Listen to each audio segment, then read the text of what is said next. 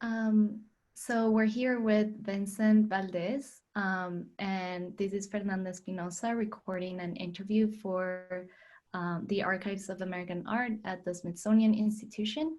And this interview is for the Pandemic Project. Vincent is joining virtually from New Haven from a fellowship that he's doing during this time. And Vincent, if you want to introduce yourself and just let us know how you're doing. Also, sorry, today is August 13th of 2020, which I almost forgot to say. Go ahead, please. It's been a long week. um, Yeah. well, it's good to see you on here, Fernanda. My name is Vincent Valdez. I am speaking to you live from New Haven, Connecticut, where I have been in residence at the Next Haven Fellowship since June of 2020. I will be here through uh, the summer of 2021. Um, I am Texas native, born and raised in San Antonio, Texas, was living in Houston for the past 3 or 4 years. Um, yeah, I'm glad to be here. Great. Welcome to this virtual space. So as I mentioned, we're trying to capture and document observations and perceptions from artists during these really tough times and over the last few months. So can you just tell me a little bit more about that? Just generally, how have you been coping and what have you been doing over the past few months? Well, 2020 for me has by far been probably the most challenging, difficult year of my lifetime and career. I think as it has been for probably many of us throughout the planet. Um, for me, it has been um, most difficult of circumstances because both personally um, and professionally. I, uh, like I mentioned earlier, I've been in New Haven since January, and it was difficult already pre-pandemic to leave Texas because my mother had been ill for the past 3 years or so. Um, she recently passed away about almost exactly a month ago, and so it was, it was extremely rough to not be able to be down in Texas with my family at that time. But it's really challenged me to um, find ways to keep sane and keep myself grounded and on track, to keep myself safe and healthy, while also figuring out other methods um, to be present for my family, my siblings, my father, um, my relatives. Um, and I would say that one of the most surreal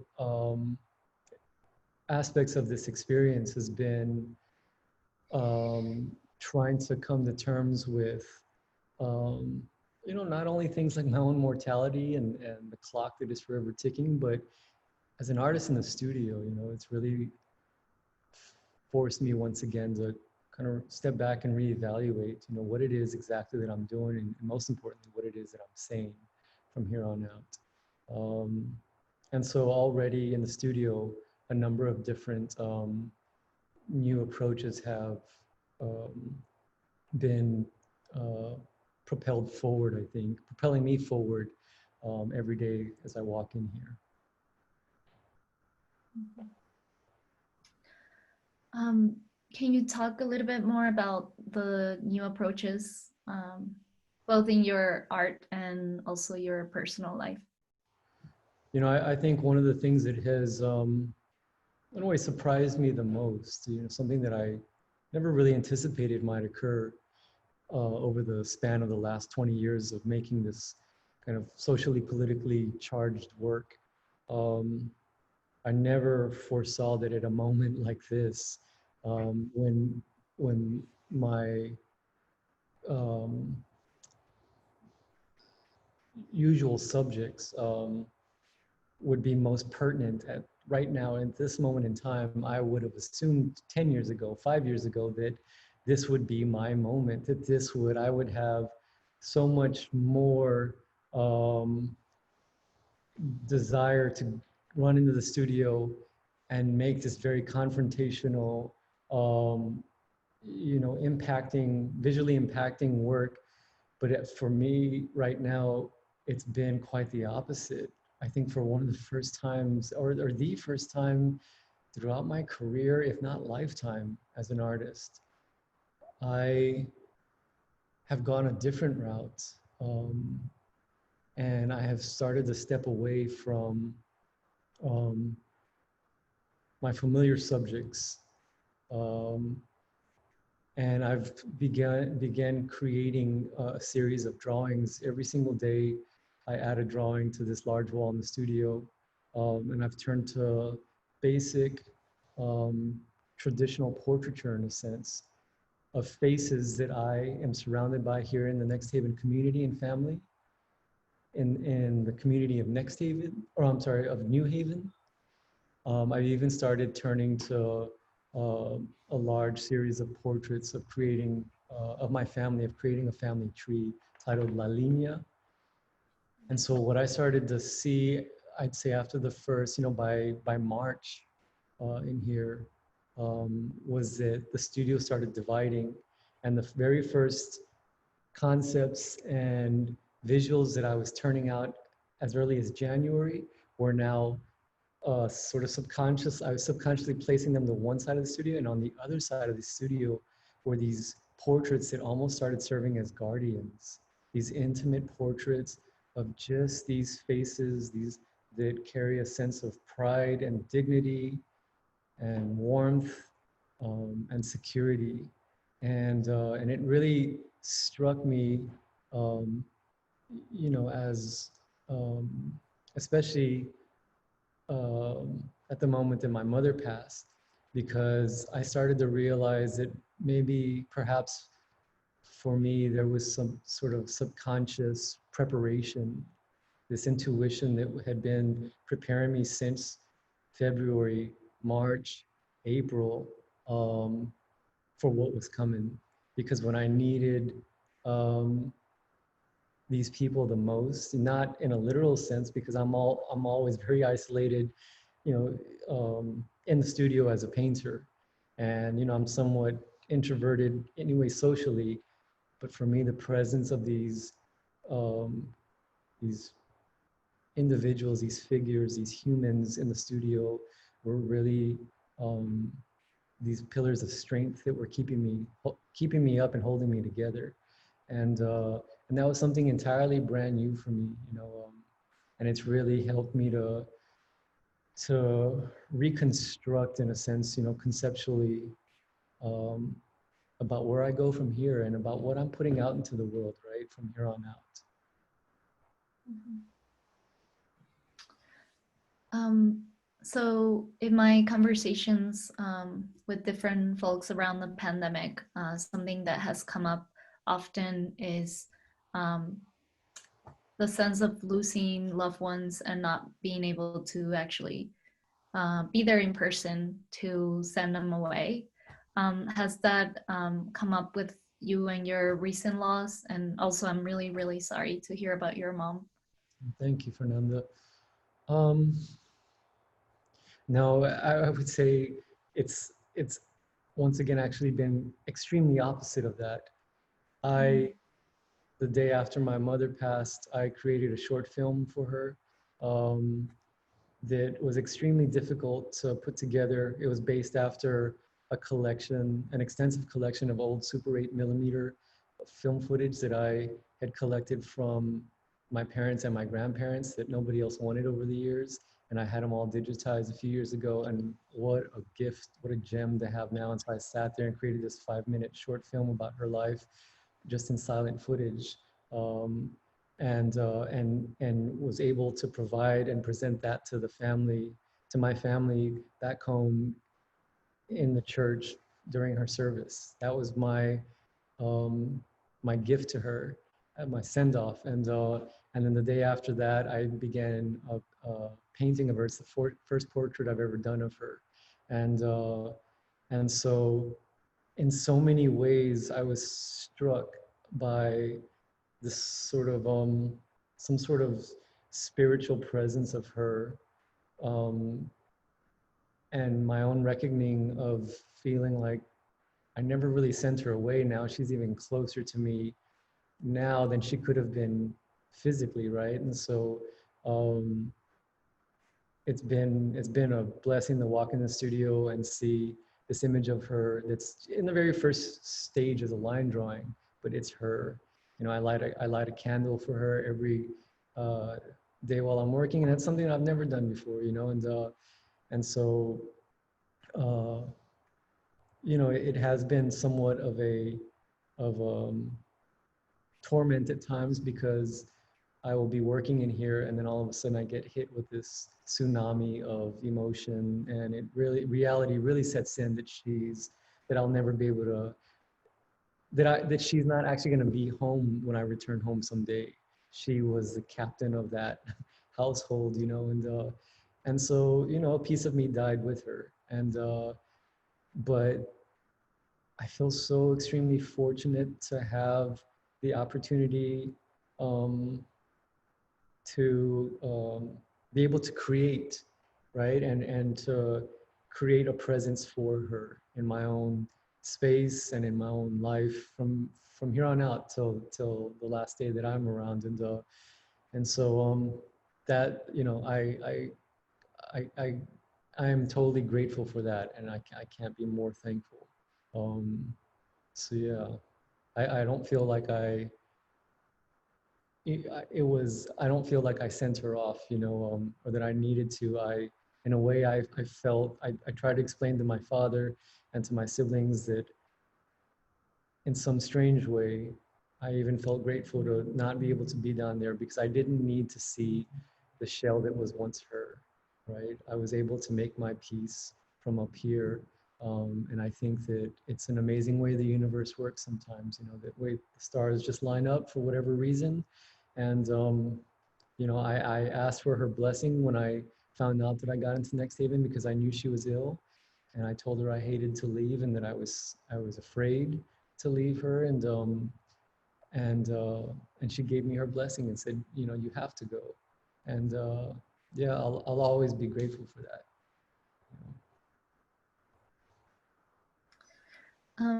So these guardians that you've been painting, that you have in your studio, who are they? Well, there's several ongoing series. I mean, I think one large portion of this new sort of concept is based off of these very fast renderings where I do one a day for an hour a day. And it's, I'm documenting every other artist in residence here, including the 2 curatorial fellows, their spouses, the staff here, even the sort of mascot pit bull that belongs to the director here. Eventually I'll expand out and I'm going to start documenting the community boxing center next door and all the young fighters and the trainers. And I'll just keep growing from there. On a larger scale, I've been working, I've used this time to chip away at a series titled The New Americans that it's something that I've been wanting to execute for the past 4 years. I am considering The New Americans the third and final chapter in what I am titling The Beginning is Near, an American trilogy. It began in 2015 with a 40-foot painting titled The City that confronted white supremacy in America. Chapter 2 was created in 2018, titled Dream Baby Dream. Chapter 3 is, in my opinion, the most monumental, important chapter of the trilogy. The New Americans will consist of 21 Americans scattered around the nation who I've been searching for, locating and collecting. Each one of these individuals, like the drawings, the small drawings, become my own personal chronology of what cities I've been, of where I've been, of who I'm crossing paths with, whether it's personally or professionally. Some of these individuals are only known to me online, like I research them, I read about them, but they're all unknown to each other. They are united in through their unique efforts of still fighting the good fight for their fellow citizen and non-citizen. This series is my reminder as a public awareness project that we are, they are shining examples that it is still worth fighting the good fight in America. In many ways, these become these, and you can see sort of one of these figures behind me, looming behind me. These are the new monumental pillars in America. Pillars that stand dignified, that stand resilient in the center of a crumbling society. And so these individuals are in their own ways challenging the American landscape in order to change the American landscape. And eventually I'll get to 21. The first 5 will premiere this December at Art Basel, if Art Basel happens. So time is running out really quickly. And I want to make sure that you discuss a little bit more about specifically both the pandemic and also the uprisings that have been happening over all over the nation, and any general observations or thoughts that you think are worth documenting in these few minutes that we have. Any reflections around these times? Sure. I feel so strongly about the moment that we are all part of right now. I feel that if we in America have ever wondered what the end result would be of several generations of distorted history, of uneducation, right, of unchecked power imbalances, of corruption that's gone unchecked, here we are. This is what you get. And so I feel that unfortunately, as uncertain and as trying as these times are, I feel that this is just a test run of what's coming, because you slap on top of a pandemic, an unprepared nation, a nation entirely split and divided, and then you lay on top of that global warming, right? You lay on top of that mass migration.